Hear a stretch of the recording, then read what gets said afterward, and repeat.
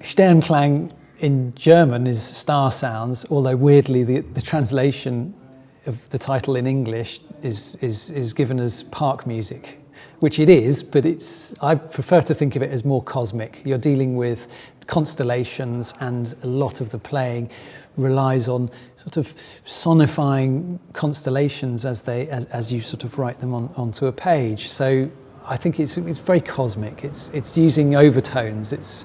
It sort of has a nod to the music of the spheres, and there are elements that ask you to deal with the vibration of your smallest molecules or the vibration of the universe. So I think I would reduce it to cosmic music, if you like.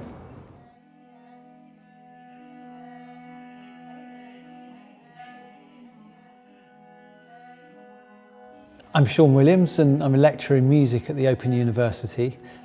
But as well as doing that, I do quite a lot of performance and instrument design, and one of my main research interests is the music of Karlheinz Stockhausen, and in more general terms, electronic music from the 1950s and 1960s, and sort of a little bit further on, but that's the main focus of my research and my practice.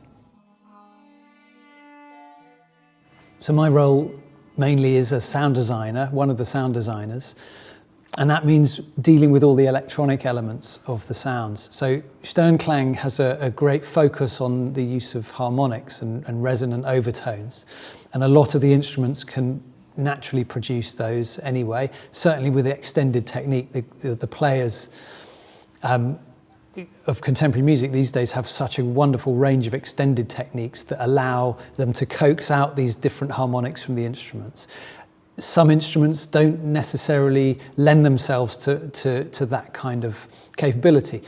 And from the very beginning with Sternklang, Stockhausen specified the use of electronic instruments, sometimes just synthesizers, and sometimes using parts of synthesizers or extra electronics in conjunction with acoustic instruments to help emphasize some of these overtones and harmonics.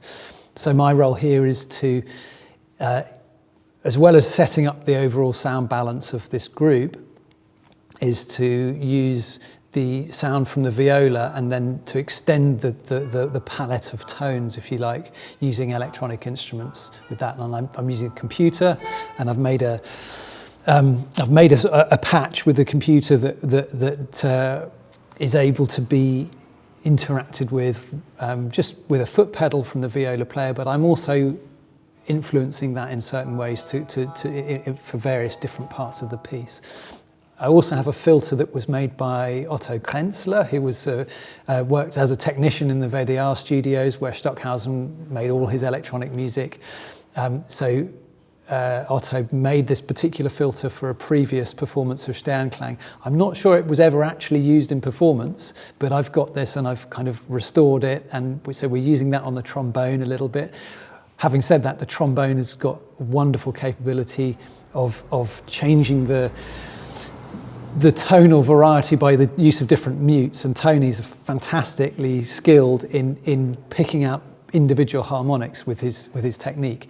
Even so, for one or two of the models, which are the kind of the way the piece is sort of sectioned, if you like, I'm able to enhance what he's doing with some extra use of this filter. In addition to that, I'm adding some transposed parts for the tenor voice as well, just hopefully in a subtle way that you wouldn't necessarily know there's any electronics. And that's actually one of the keys to it, is to enhance the sound palette without being sort of deliberately and obviously, look, here's an electronic sound. So the electronics I'm really trying to blend in with the acoustics so that there's a continuum, if you like. When this was originally performed, there were portable synthesizers available, particularly the VCS3, which is obviously famous for being used by bands like Pink Floyd and Brian Eno.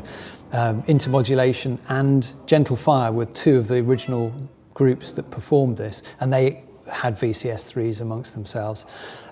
So they had very simple filters, but actually still really effective. Now, obviously we have computers, and the capability for doing things that weren't possible in the 70s when this was first performed, it allows us to actually sort of work in a slightly different way. So, for example, I can do some pitch transposition of I'm doing that with one of the voices, with the tenor. Pitch transposition in the analog domain is actually very difficult and virtually impossible. So that's something that's an extra bit of the palette that is available to us that wasn't available in the original performances. So there's subtle differences like that. Sometimes the computer does a worse job than the analog technology, and that's why I've got one of these original filters that was developed for, I think, in the 80s, not for the premieres, but it was still part of the story of Sternklang and the technicians behind it as well. I've really missed not just making music with others, but going to see music as well, because it's kind of part of the practice. Listening is just as important as performing. And I perform, fairly regularly with the Free Range Orchestra in Canterbury. And so what we've done during lockdown is actually just develop working practices through Zoom. So I've done a couple of performances as part of Free Range, which have been live, as opposed to these ones where you record a section and send it on.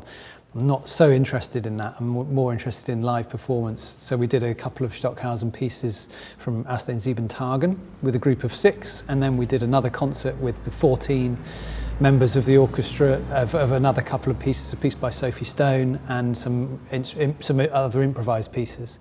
And actually it was really quite fun because it was very similar to being in a gig, because people were coming into the Zoom conversation and there was lots of chat going on, and then we started and there was the ability for applause and people to hang around afterwards just like a normal gig. So it was really nice to have done at least 2 of those, and so it hasn't felt like such a kind of a cultural desert for the last few months.